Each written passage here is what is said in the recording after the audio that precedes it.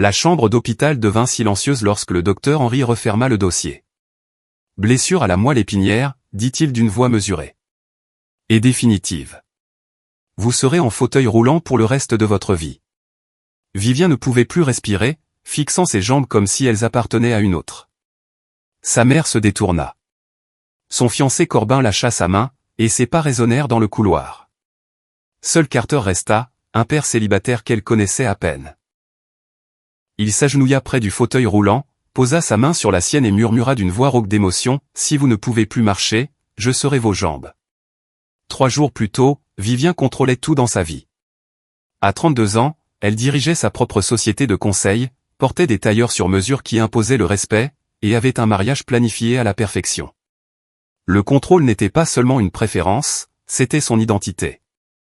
Corbin semblait parfait. Banquier d'investissement, montre coûteuse, Mercedes en leasing. Sa mère, Bernice, l'adorait, ce qui comptait plus que Vivien ne l'admettait. Bernice mesurait le succès aux apparences. Elle citait le nom de Vivien à chaque rassemblement social comme preuve de sa bonne éducation parentale. Carter vivait dans une autre Amérique.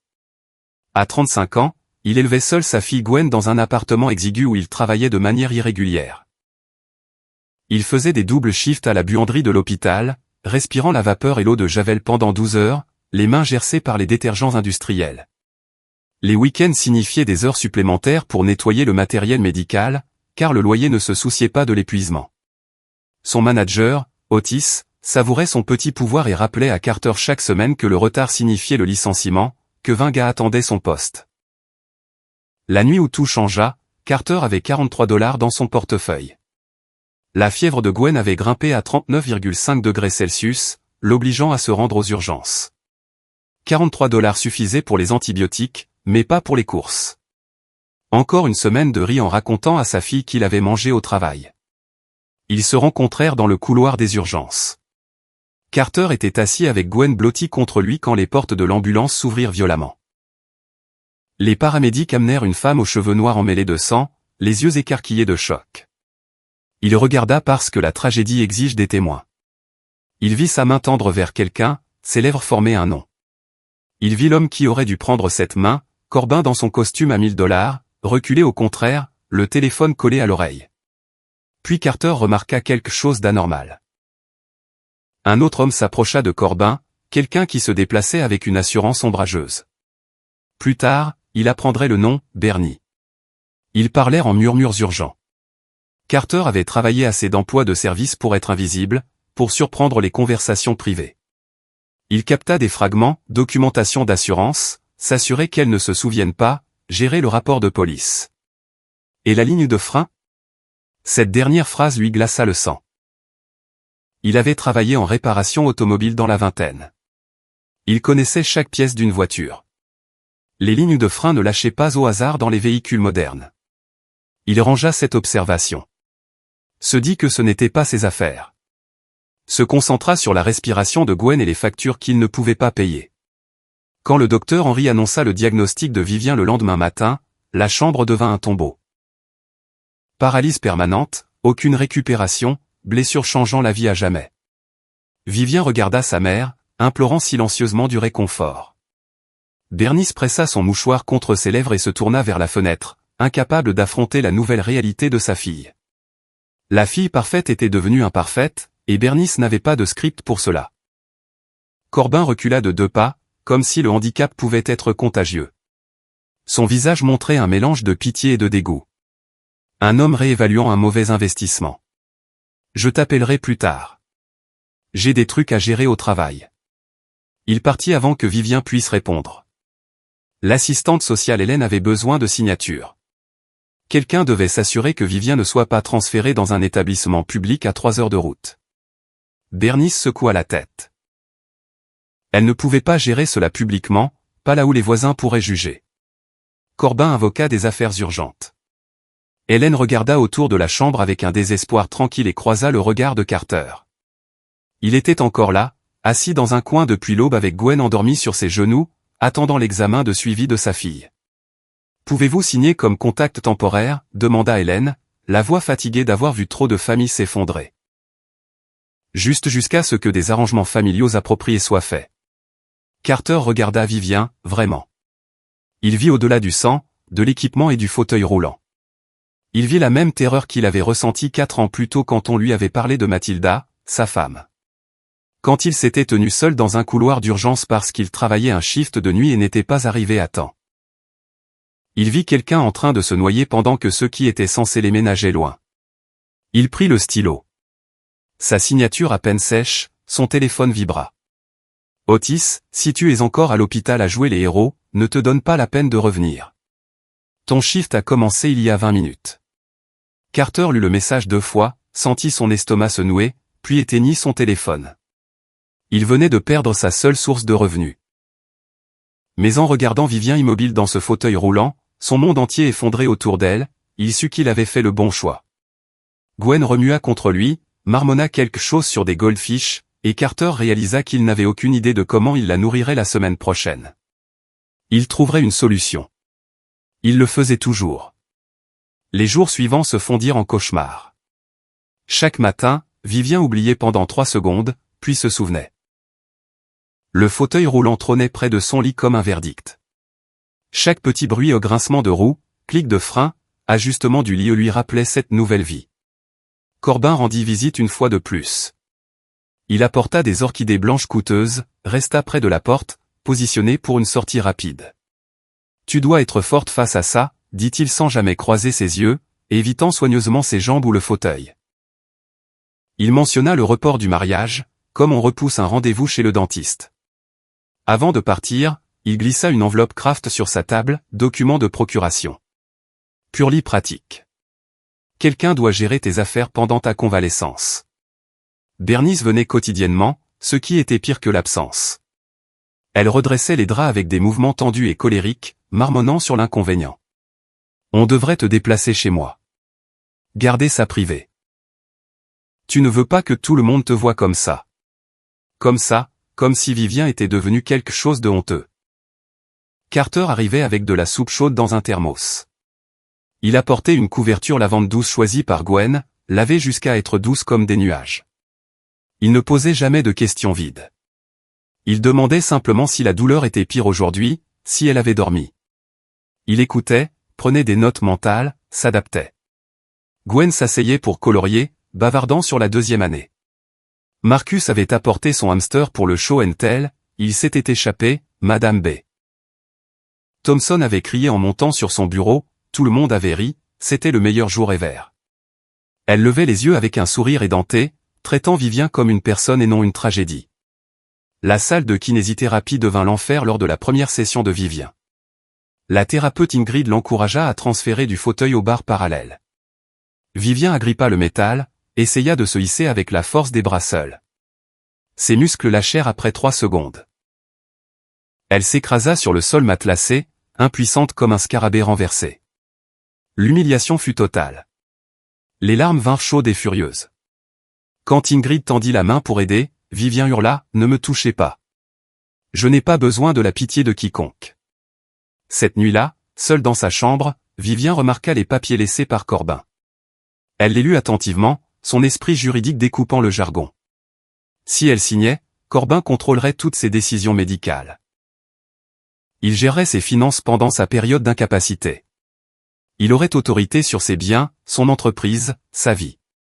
Et la formulation suggérait que ce transfert pourrait être permanent, selon l'interprétation d'un tribunal sur sa capacité. Ses mains tremblèrent. Elle comprit exactement ce que cela signifiait. Si Corbin obtenait ce pouvoir, prouver sa compétence pour le récupérer serait presque impossible. Elle serait piégée, dépendante, contrôlée. Une partie d'elle, épuisée et terrifiée, voulait signer quand même, laisser quelqu'un de capable gérer l'impossible tâche de reconstruire son existence brisée. Mais un instinct plus profond murmurait des avertissements qu'elle ne pouvait pas encore articuler. Carter aborda les soins de Vivien comme un homme étudiant pour des examens médicaux. Il acheta un carnet pour $3 à la pharmacie et le remplit d'observations. Il mesura les largeurs de porte dans son appartement. Il rechercha les types de coussins pour fauteuil et la prévention des escarres. Il observa Ingrid pendant les sessions, mémorisant les techniques de transfert, comprenant qu'un mauvais mouvement pouvait blesser davantage la colonne ou causer une douleur terrible. Les moments les plus difficiles vinrent lors des soins personnels. La première fois où Vivien eut besoin d'aide pour se laver. Carter aborda cela avec l'efficacité clinique d'une infirmière professionnelle et le respect d'un gentleman sous un code d'honneur strict. Il prépara tout à sa portée, savon, gants, serviettes, puis tourna le dos et la guida verbalement. « Pouvez-vous atteindre le robinet? Faut-il ajuster la température? Dites-moi si vous avez besoin de déplacer quelque chose. » Sa voix resta stable, factuelle, vide de pitié ou de malaise. Quand Vivien pleura d'humiliation en needing aide pour laver ses cheveux, Carter n'offrit pas de platitude fausse. Il dit simplement, vous gérez quelque chose d'impossible qui demande une force que la plupart des gens n'ont jamais besoin. Et je ne vous vois pas comme vous pensez que je vous vois. Je ne vois pas de faiblesse. Je vois quelqu'un qui se bat. Gwen devint le pont dont les adultes n'avaient pas conscience du besoin. Elle décora les poignées du fauteuil avec des rubans colorés et de petites cloches de sa boîte à craft, déclarant que l'équipement médical avait besoin de plus de magie. Elle visitait après l'école, pleine de questions et d'observations. Mon ami Esha a un fauteuil aussi. Et elle dit que faire la course dans le couloir est super fun. Vous savez faire des wheelies? Je peux monter sur vos genoux un jour? Son honnêteté brutale d'enfant coupait l'embarras adulte comme un couteau propre. Carter passa ses soirées, après le coucher de Gwen, à transformer l'espace de Vivien. Il ne pouvait pas se permettre de contracteur professionnel, alors il construisit une rampe en bois pour fauteuil avec des planches récupérées derrière des chantiers, la ponçant pendant 3 nuits jusqu'à ce que ses bras doulent. Il réarrangea les meubles pour créer des passages clairs, mesurant chaque rayon de virage obsessionnellement. Sa dernière possession précieuse était l'alliance de Mathilda, or blanc avec un petit diamant, gardé dans une chaussette au fond d'un tiroir pendant 4 ans. Il la vendit à un prêteur sur gage pour $260 et utilisa l'argent pour acheter une barre d'appui et une chaise de douche appropriée. Le quartier remarqua. Les murmures circulèrent dans l'immeuble, l'eau trouvant les fissures. La femme du 3B raconta à sa sœur qui le dit à la barista du matin qui le mentionna à un autre client. Le pauvre père célibataire du 2e étage s'occupait maintenant d'une femme riche, probablement pour l'argent. Quelqu'un prit une photo de Carter poussant Vivien dans le parc, sa tête penchée en arrière dans un rire rare à quelque chose que Gwen avait dit, et l'envoya à Corbin avec un message, « Ton ex avance vite ». Quand Corbin vit cette image sur son téléphone, quelque chose de sombre traversa son visage. Il se présenta à l'appartement de Vivien le soir suivant. Son sourire tranchant comme du verre brisé, sa voix miel sur poison. « Tu ne trouves pas ça étrange, dit-il, perché sur la coudoir de son canapé sans invitation. Qu'un homme qui n'a rien devienne soudain si dévoué. Que quelqu'un qui lutte pour nourrir sa propre fille se consacre à une femme qui a tout ce dont il a besoin. » Il laissa cela s'imprégner. Les gens ne font pas les choses gratuitement, Vivien. Tout le monde veut quelque chose. Tout le monde a un angle. La graine du doute prit racine dans un sol fertilisé par la honte et la peur. Cette nuit-là, Vivien observa Carter organiser ses médicaments dans un pilulier hebdomadaire. Ses mains soigneuses et précises, et pour la première fois, elle se demanda. Il était désespéré, assez pauvre pour faire des doubles shifts, en retard sur le loyer, à une crise de perdre la garde de Gwen. Et voici Vivien, handicapée mais riche, vulnérable mais pleine de ressources. Les calculs étaient assez simples pour la rendre malade. Quand il surprit son regard suspicieux, elle détourna les yeux, la honte brûlant sa poitrine. Mais le doute ne partit pas. Seconde partie. La confrontation arriva 3 jours plus tard. Carter venait de border Gwen dans la chambre d'amis, lui lisant son histoire préférée sur un dragon qui apprenait à tricoter, embrassant son front pour la bonne nuit. Il revint au salon pour trouver Vivien pleurant silencieusement, son fauteuil face à la fenêtre sombre, son reflet fantomatique dans la vitre. « Pourquoi es-tu vraiment ici ?» demanda-t-elle, la voix brisée à chaque mot. « Est-ce pour l'argent? Parce que tu penses que je te paierai un jour? Ma tragédie est juste ton opportunité ?» Carter resta figé, comme si elle l'avait frappé physiquement. Il n'argua pas, ne se défendit pas, n'essaya pas de la convaincre de ses motifs purs. Au lieu de cela, il posa une enveloppe sur la table basse, reçue pour tout ce qu'il avait acheté, liste manuscrite des heures passées à l'aider, notes détaillées sur ce qu'il avait construit et réparé. Au bas, une seule phrase, « Je partirai si tu le veux. Tu n'as jamais été une obligation. » La main de Vivien trembla en prenant le stylo, tirant les papiers de procuration de Corbin vers elle. Ce serait plus facile, non? Arrêtez de lutter. Laissez quelqu'un de capable gérer les morceaux brisés de sa vie. Le stylo toucha le papier. Commença à former la première lettre de sa signature. La porte de la chambre s'ouvrit. De petits pas sur le tapis. Gwen, cheveux ébouriffés du presque sommeil, courut droit au fauteuil et enlaça le cadre métallique de ses bras fins. Mademoiselle Vivi, s'il vous plaît, ne renvoyez pas papa. Elle sanglota dans son giron. Il n'est pas méchant comme le copain de maman avant qu'elle parte. Papa est bon. Je promets qu'il est vraiment, vraiment bon. Le stylo tomba des doigts de Vivien. Elle regarda cet enfant qui avait perdu sa mère, abandonné par quelqu'un qui aurait dû rester, qui savait ce que ça faisait d'être laissé derrière. Elle regarda Carter, l'épuisement gravé sur son visage, l'homme qui avait sacrifié son emploi et sa dernière possession précieuse pour quelqu'un qu'il connaissait à peine, et elle comprit qu'elle attaquait la seule personne qui s'était prouvée digne de confiance, parce que faire confiance semblait plus dangereux que la suspicion. « Je suis désolée, murmura-t-elle. Je suis tellement désolée. » C'est alors que Carter raconta enfin la vérité sur pourquoi il restait. L'histoire qu'il avait gardée enfermée. Sa femme, Mathilda, était morte dans un accident de voiture 4 ans plus tôt. Elle l'avait appelé pendant son shift de nuit dans un autre hôpital. Dit qu'elle se sentait mal, peut-être la grippe, peut-être pire. Il lui avait dit d'attendre le matin, qu'il ne pouvait pas quitter le travail, qu'Otis le virerait. 2 heures plus tard, un inconnu appela de son téléphone. Mathilda s'était effondrée, avait conduit elle-même aux urgences, était morte seule dans un couloir avant que quiconque réalise la gravité. La voix de Carter se brisa en le racontant, « Je n'étais pas là.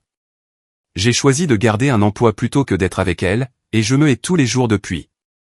Quand je t'ai vu aux urgences, tout le monde partant, tout le monde trouvant des raisons d'être ailleurs, j'ai pensé, peut-être que cette fois je peux choisir différemment. Peut-être que cette fois je peux rester quand quelqu'un a besoin qu'on reste. » Mais rester avait révélé autre chose qu'il ne pouvait ignorer. Carter se rappelait cette première nuit, la conversation murmurée entre Corbin et Bernie près des distributeurs. Les fragments de dialogue l'avaient hanté des semaines. Maintenant, il ajouta un détail. Quand les paramédics avaient chargé Vivien dans l'ambulance, il avait aperçu sa voiture sur la dépanneuse par les fenêtres de la baie d'urgence. La ligne de frein avait l'air fausse, sectionnée trop proprement, trop complètement. Il avait assez travaillé en réparation auto pour reconnaître un sabotage délibéré. « Vivien, dit-il prudemment, choisissant les mots comme on désamorce une bombe. Je pense que tu devrais regarder à nouveau ton rapport d'accident. Vraiment regarder. » Elle afficha le fichier numérique sur sa tablette, le rapport de police officiel qu'elle avait lu une fois à l'hôpital et essayé d'oublier. Maintenant, elle le lut avec l'œil suspicieux d'une avocate. Plusieurs pages manquaient à ce qui aurait dû être un dossier complet. Le nom de l'officier enquêteur était Ronnie Patterson. Le superviseur du dépôt qui avait géré son véhicule était le cousin de Bernie. Trop de connexions, trop de lacunes, trop de coïncidences pratiques. Quelque chose de froid et tranchant se cristallisa dans la poitrine de Vivien. Elle pensa au comportement de Corbin, au timing, au papier de procuration, à l'urgence de la faire signer quand elle était la plus vulnérable. Elle pensa à leur dernière conversation avant l'accident, quand elle lui avait dit vouloir reporter le mariage et revoir leurs accords financiers parce que quelque chose clochait dans ses récents deals. Le fauteuil ne semblait plus la pire chose dans sa vie. Vivien commença petit, se reconstruisant une tâche impossible à la fois. Elle pratiqua les transferts lit-fauteuil sans aide, les bras tremblants d'effort, le souffle court. La première fois qu'elle y arriva seule, elle resta en triomphe 5 minutes avant de réaliser qu'elle avait mal positionné le fauteuil et devrait recommencer. Elle rit vraiment de l'absurdité. Elle roula jusqu'à l'évier de la salle de bain, regarda son reflet correctement pour la première fois depuis l'accident. Ses cheveux avaient besoin d'un lavage. Ses yeux cernaient, mais elle était toujours elle. Toujours la femme qui avait bâti une entreprise réussie de rien. Toujours capable de riposter. Ingrid remarqua le changement à la session suivante. « Vous êtes différente aujourd'hui », dit-elle en guidant Vivien dans des exercices de renforcement des bras. Plus en colère, mais dans le bon sens. « J'en ai fini d'être une victime », répondit Vivien en soulevant le poids à nouveau. « Quelqu'un a essayé de détruire ma vie. Je veux savoir pourquoi. » Ingrid sourit. « Vous avez perdu vos jambes, dit-elle, mot répété à 100 patients. Mais pas votre droit de choisir comment répondre. Ça, c'est toujours à vous. Vivien commença aussi l'enquête avec les compétences affinées en cas complexe d'affaires. Elle demanda les vidéos de caméras de circulation du site de l'accident, données corrompues pour raisons techniques. Elle demanda les déclarations de témoins, scellées dans une enquête en cours. Mais des patterns émergèrent. L'accident était survenu exactement 2 jours après qu'elle eut dit à Corbin vouloir reporter le mariage. 3 jours après avoir demandé les détails de ses comptes d'investissement. 4 jours après avoir mentionné vouloir ajouter son propre avocat pour le contrat prénuptial. Carter et Vivien travaillèrent ensemble maintenant. 2 personnes brisées construisant quelque chose de plus fort que seules. Les connaissances auto de Carter et l'esprit juridique de Vivien formaient une combinaison redoutable. Ils retrouvèrent un ancien employé du dépôt, Finn, qui avait quitté peu après avoir géré la voiture de Vivien. Il n'avait plus supporté la corruption. Finn les rencontra dans un café, nerveux et fumant cigarette sur cigarette. Bernie a amené la voiture lui-même, dit-il, main tremblante. M'a dit de la traiter vite. Pas d'inspection détaillée. Pas de photo du système de frein. M'a payé 5 cents en cash pour me taire et perdre les papiers. Il sortit son téléphone. Mais j'ai gardé un enregistrement. Assurance contre quelqu'un qui voudrait me faire taire définitivement. Il le joua. Voix de Bernie déformée mais claire, elle ne doit pas rester lucide là-dessus. Vous comprenez? On a besoin qu'elle soit incapable de contester les transferts légaux. Tout dépend de ça. Le sang de Vivien se glaça. C'était la preuve d'une conspiration, d'une intention délibérée de nuire, mais cela signifiait aussi qu'il s'était mis en danger en creusant trop près. Le danger escalada vite. Vivien était dehors avec Ingrid un matin, pratiquant les bordures de trottoir indépendamment, quand un homme en veste sombre la heurta délibérément fort. L'impact faillit la renverser dans la rue. Il disparut dans la foule avant que quiconque réagisse. Ingrid dit accident. Vivien savait mieux. Cette nuit, quelqu'un força l'appartement de Carter pendant qu'il et Gwen étaient chez Vivien. Rien volé, mais tous les tiroirs fouillés. Sur le sol de la cuisine, déchiré en 2, une copie des documents de procuration. Un message, on sait ce que vous faites. Arrêtez. L'attaque légale vint ensuite, chirurgicale et vicieuse. Carter reçut une lettre certifiée des services de protection de l'enfance. Plainte anonyme l'accusant de négliger Gwen tout en exploitant une femme handicapée vulnérable pour gains financiers. Le langage technique, professionnel, rempli de phrases alarmantes sur des situations instables et relations inappropriées.